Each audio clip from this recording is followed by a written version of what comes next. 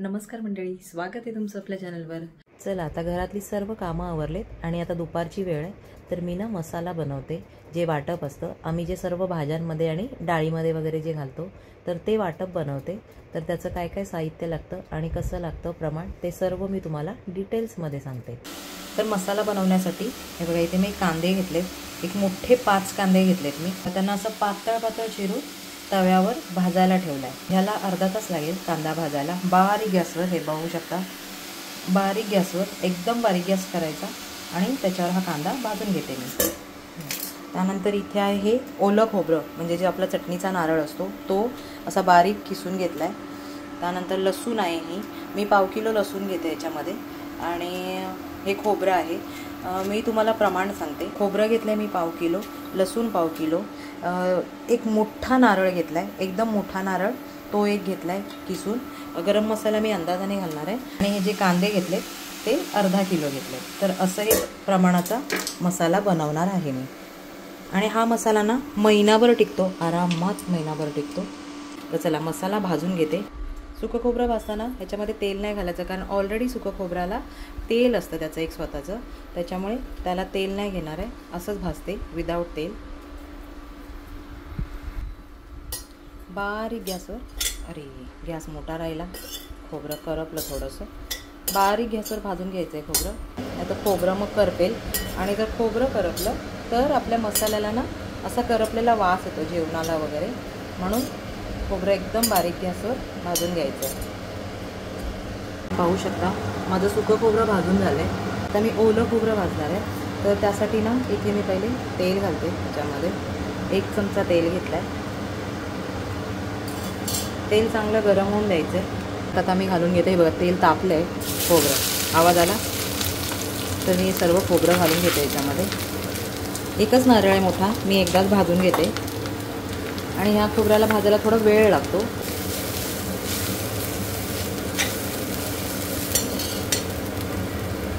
Continue असं हलवून मी भाजून घेते या खोबऱ्याला। तर कांद्याला बघून घेते, थोडं झाकण काढून थोडं एकदा हलवून घेते, कांदा परतवून घेते। बघा कांदा असा नरम होत आला आहे।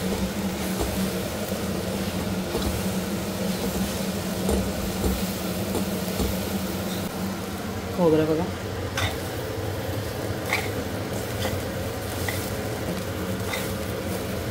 पाहू शकता तुम्ही, खोबऱ्याचा कलर थोडा चेंज होत चालला आहे। हे बघा खोबरं माझं भाजून झालं आहे, पाहू शकता त्याचा कलर मस्त गोल्डन ब्राऊन झाला आहे, करपला नाही आहे खोबरं, गोल्डन ब्राऊन करून घेतला एकदम असा ब्राऊन कलर झाला आहे। हा ब्राऊन कलर झाला आहे। आता मी हे खोबरं काढून घेते, ज्याच्यामध्ये सुकं खोबरं आहे ना त्याच्यातच मी हे काढून घेते।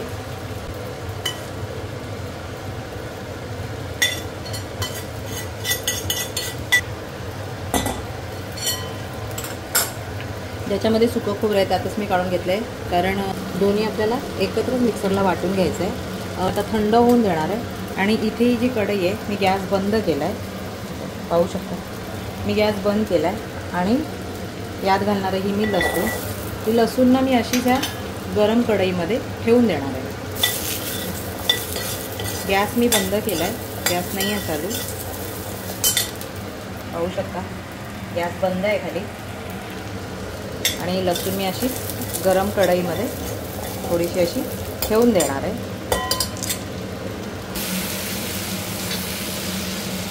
तर आता हा कांदा पण माझा भाजून झाला आहे, मी हाही गॅस बंद करते। आणि आता हे सर्व थंड होऊन देणार आहे आणि मग मिक्सरला लावून घेणार आहे। चला आता मी मसाल्यासाठी हे जे सगळं साहित्य तयार केलेलं आहे ते आता थंड झाले पूर्ण साहित्य। आता मी याला बारीक करून घेते मिक्सरमध्ये। सर्वात पहिले मी ही लसूण आहे ही वाटून घेते।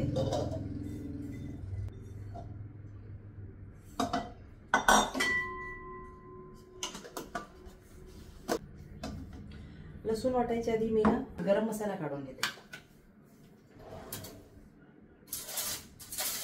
गरम मसाला ना अंदाजाने घेते, तुम्ही तुमच्या प्रमाण एक 100 ग्राम गरम मसाला घालायचा आहे हा या पूर्ण मसाल्यामध्ये। तर मी हे 2 मोठे चमचे गरम मसाला घेतला। तर हे 2 मोठे चमचे गरम मसाला घेतलाय आणि यातच घेणार आहे मी मीठ। 3 4 5 मोठे चमचे मीठ घेतलं आहे बघा. ठीक आहे. आता हा मसाला वाटायला घेते. पहिले मी लसूण घेतलं.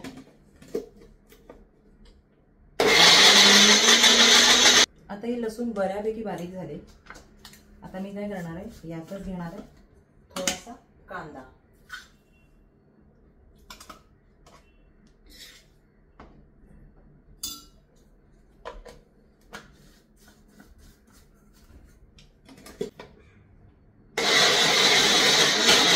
तरी पाहू शकता अशी कांदा आणि लसूणची ही बारीक पेस्ट तयार झाली. तर ती मी ह्या मीठ आणि गरम मसाल्यामध्ये घालून घेते. एकदम पेस्ट केले, फाईन पेस्ट केले. उरलेला जो कांदा आहे तो मी घालून घेते याच्यात.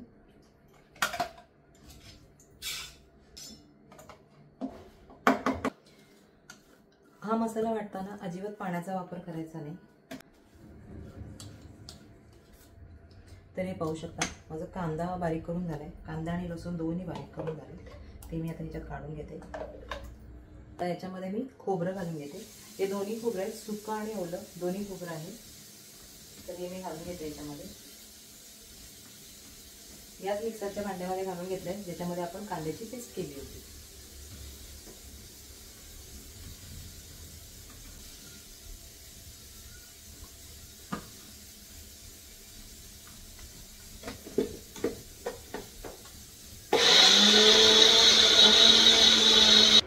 खोबरं वाटून झालं. खोबरं आहे बघा, अशी पावडर करायची. पावडर झाली पाहिजे खोबऱ्याची. हे खोबरं पण मी याच्यात काढून घेते. जे राहिलेलं खोबरं आहे ते पण मिक्सरला बारीक करून घेते. असं बारीक पावडर करून घ्यायची. ठीक आहे.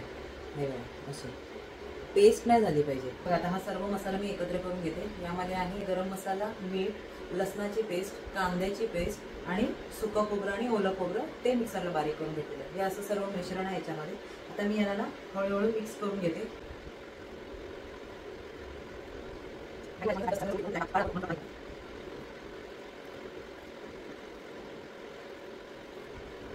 हाताने मसाला व्यवस्थित मिक्स करून घ्यायचा आहे. इथे चमच्याचा वापर नाही करायचा, हाताचाच वापर करायचा. व्यवस्थित मिक्स झालं पाहिजे. खास करून मीठ व्यवस्थित मिक्स झालं पाहिजे.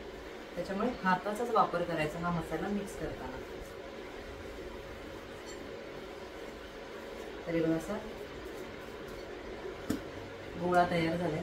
हा पाहू शकता. हा असा गोळा तयार झालाय. हा मी आता या डब्यामध्ये भरून ठेवते.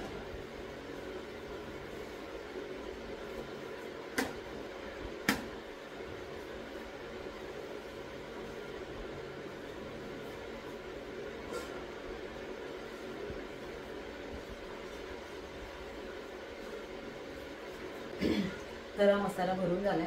आता या डब्याला झाकण लावणार आहे. मसाला पूर्ण थंड आहे. हात लावून बघायचा. थोडा जरी गरम असेल तरी थोडा वेळ त्याला बाहेर ठेवायचा. तर मसाला पूर्ण थंड झालाय. त्याला मी झाकण लावते आणि फ्रीजमध्ये ठेवणार आहे. जर तुमच्याकडे डब्बा असेल ज्याला जाळी असते वरून मसाल्याच्या झाकणाला, तर जाळी असेल तर हा 1 महिना आरामात बाहेर टिकतो. पण आता माझ्याकडे जाळीवाला डब्बा नाहीये. ही बघा असा डब्बा आहे. त्याच्यामुळे मी ह्याला मग फ्रीजमध्ये ठेवते. जाळीवाला डब्बा असेल तर अशी हवा पास होते आणि मग तो मसाला खराब होत नाही. कारण याच्यात पाण्याचा कुठेच वापर केलेला नाही. त्याच्यामुळे हा खराब होत नाही 1-1.5 महिना. पण आता ह्याच्यामध्ये ह्याला जाळीचं झाकण नसल्यामुळे मी याला फ्रीजमध्ये ठेवणार आहे. कसं वाटली ही मसाल्याची रेसिपी नक्की कमेंट्स करून सांगा. आणि हा वापरून आहे ना झटपट भाज्या पटापट होतात. म्हणजे ना वेळ नाही लागत. कडधान्याची भाजी म्हणा किंवा वांगू बटाटा खूप मस्त होते ह्या मसाल्यामध्ये. आम्ही तर हा डाळीमध्ये पण घालतो. तर असा हा आमचा मसाला आहे. करून पहा एकदा. खूप टेस्ट येते भाजीला. बरेच लोक असं वापरतात हा मसाला, पण आम्ही ना एकदाच करून ठेवतो. कोकणामध्ये बहुतेक सगळे लोक एकदाच बनवून ठेवतात. तर असा हा मसाल्याचा पूर्ण व्हिडिओ आहे. व्हिडिओ आवडल्यास चॅनलला लाईक, शेअर आणि सबस्क्राईब करायला विसरू नका. धन्यवाद. जय हिंद.